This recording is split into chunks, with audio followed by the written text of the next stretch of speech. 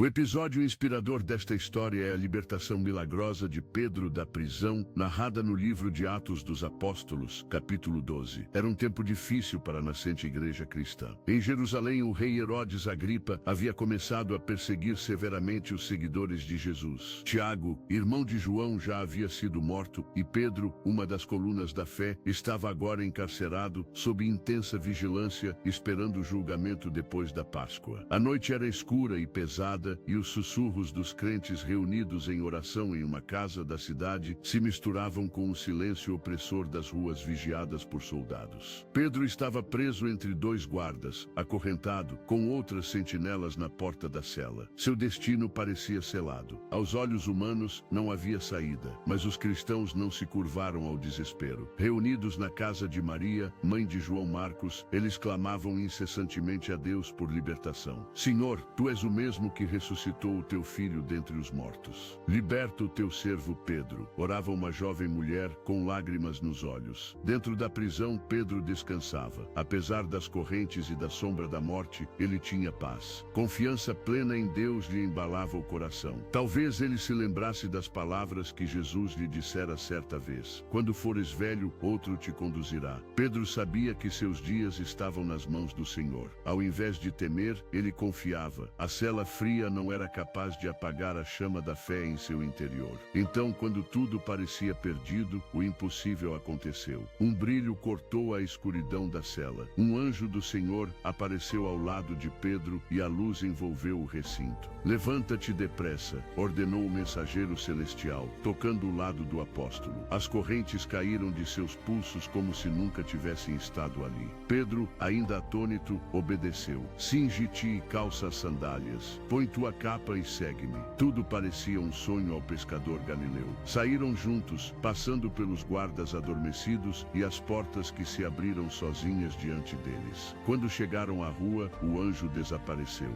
Pedro estava livre. Somente então Pedro caiu em si. Agora sei verdadeiramente que o Senhor enviou o seu anjo e me livrou da mão de Herodes, murmurou, enquanto seu coração batia com adrenalina e gratidão. Sem hesitar, ele se dirigiu à casa de Maria, onde os irmãos estavam reunidos. Bateu à porta. A criada Rode ouviu e, reconhecendo a voz de Pedro, ficou tão surpresa que correu a anunciar, esquecendo-se de abrir a porta. É Pedro, ele está lá fora, exclamou, espantada. Mas a incredulidade tomou conta dos presentes. Estás louca, diziam. Outros alegaram. É o anjo dele. Mas Rode insistia e finalmente alguém abriu. Lá estava Pedro, em pé, vivo, livre, um testemunho vivo do poder de Deus em resposta à oração fervorosa. Ele acenou com a mão, pedindo silêncio, e contou tudo o que havia acontecido, desde o toque milagroso do anjo até o portão que se abriu por si só. Instruindo-os a contar aos outros irmãos, Pedro partiu para outro lugar seguro. A notícia da libertação se espalhou como fogo entre os seguidores de Jesus. Havia alegria e assombro, pois Deus havia feito o impossível. Os soldados estavam perplexos. Herodes ficou furioso, mas não pôde impedir a vitória da fé sobre o medo. Deus havia escutado o clamor de seu povo e, mais uma vez, seus propósitos prevaleceram acima das intenções humanas. A história de Pedro nos lembra que, mesmo quando estamos presos por circunstâncias esmagadoras, seja medo, enfermidade, problemas familiares ou inseguranças, Deus não está limitado pelas nossas correntes. Quando oramos com fervor, Deus atua de maneiras misteriosas, mas sempre perfeitas. Talvez a libertação não venha no tempo ou jeito que esperamos, mas virá, pois Ele é fiel. Hoje, quando tudo parecer encurralado, quando as correntes do desânimo parecerem apertar mais forte, lembre-se de Pedro.